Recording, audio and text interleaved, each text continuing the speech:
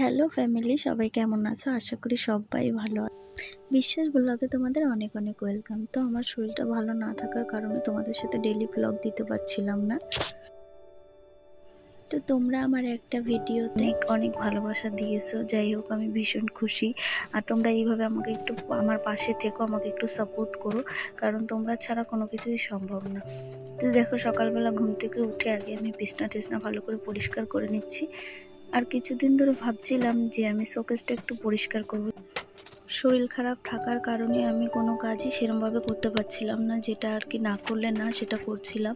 করে দেওয়ার মতো কেউ নেই, নিজেকেই করতে হবে নিজের সঙ্গে। তো আমি শোকেসটা একটু ভালো করে পরিষ্কার করে নিচ্ছিলাম, সামনেটা একদম অগোছালো হয়েছিল, সেটাও পরিষ্কার করলাম। আর তোমাদেরকে একটা জিনিস দেখাবো, চলো।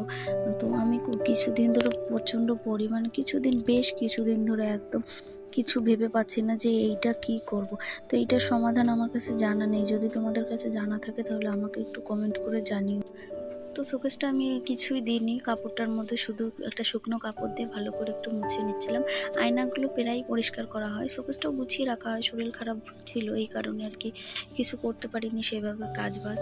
তো শোকেসটা ভালো করে আমি একটু চারি সাইডে একটু মুছে নিচ্ছিলাম, তারপরে দেখাচ্ছি তোমাদের আমি কিসের কথা বলছি।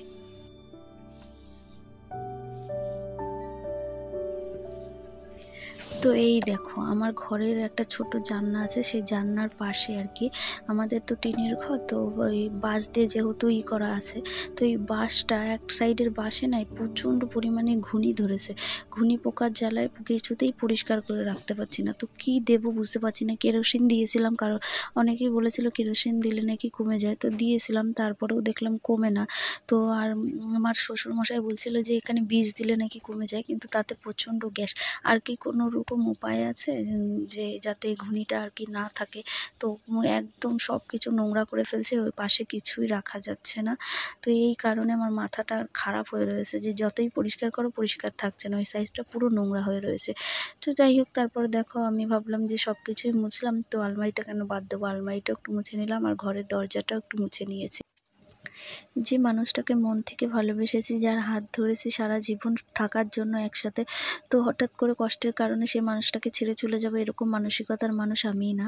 তো যাই হোক, কিছু মানুষের খারাপ কমেন্ট আসে, দেখলে প্রচণ্ড খারাপ লাগে, কিন্তু কিছু করার নেই। সেগুলো ইগনোর করাই ভালো, কেননা মানুষের শুধু ভালো দিকটাই থাকে না, খারাপ দিকও থাকে। তো যারা আমাকে ভালোবাসে তারা আমার ভিডিও দেখে, লাইক কমেন্ট করে, আর যারা ভালোবাসে না তারা নেগেটিভ কমেন্ট করে, তাতেও আমার কোনো কষ্ট নেই। নেগেটিভ কমেন্ট করার জন্যও তো লোক থাকার দরকার। তো যাই হোক, তোমরা আমাকে অনেকই ভালোবাসা দিয়েছো, আর আশা করি তোমরা আমাকে আগেও সাপোর্ট করবে। তো চলো, সব কাজগুলো সকালে করে নিই, তারপরে আবার কথা বলতে আসছি।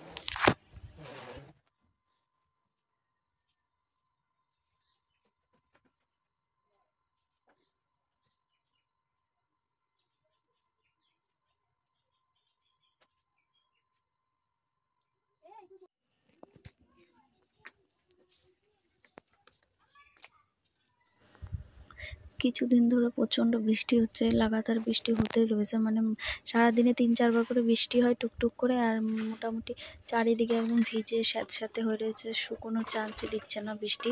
তো যাই হোক, দেখো সকালবেলা বাসন টাসন নিয়ে চলে এসেছি, আর ওদিকে হচ্ছে যে জামা কাপড়গুলো ধোবো, সেই জামা কাপড়টা একটা গামলায় রাখা আছে। তো এই যে ভিডিওটা এখন দেখছো, এটা আমার ছেলে তুলে দিয়েছে। আমার ছেলের বয়স হচ্ছে 2 বছর বয়স। ওকে বলেছি, বাবা বাড়িতে কেউ ছিল না, তো ওকে বলেছি, বাবা এইভাবে ফোনটা একটু ধরে রাখো। ও তো ছোটো মানুষ, ও কি আর ধরতে পারে? তো যাই হোক, দেখো তারপরে মোটামুটি সকালে সব আশিপাশি ছেড়ে চলে আসলাম। একটু আমি 1 গ্লাস ছাতুও খেয়ে নিয়েছিলাম। তো তারপরে ছাতু খাওয়ার পরে চলে আসলাম ওষুধ খেতে। তো ওষুধটা খেয়ে নিলাম, খেয়ে নিয়ে চলে যাব সোজাসুজি রান্না করতে। তো আজকে একদম সিম্পল রান্না করব, তোমাদের সাথে শেয়ার করছি, দেখতে থাকো, আশা করি ভালো লাগবে।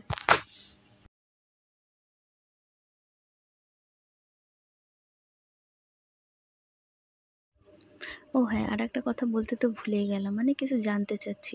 না, আমার না ইদানিং প্রচণ্ড পরিমাণে চুল উঠছে, জানি না কেন, কোনো কিছুতেই কমছে না। টেনশনটা একটু বেশি করি, এই কারণেই নাকি জানি না, ডাক্তারও দেখাইনি।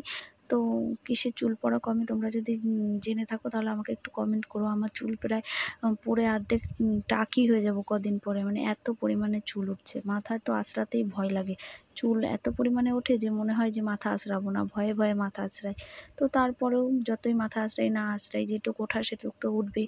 তো ভালো করে চুল টুল বেঁধে নিলাম, এবার চলে যাবো একদম রান্না করতে।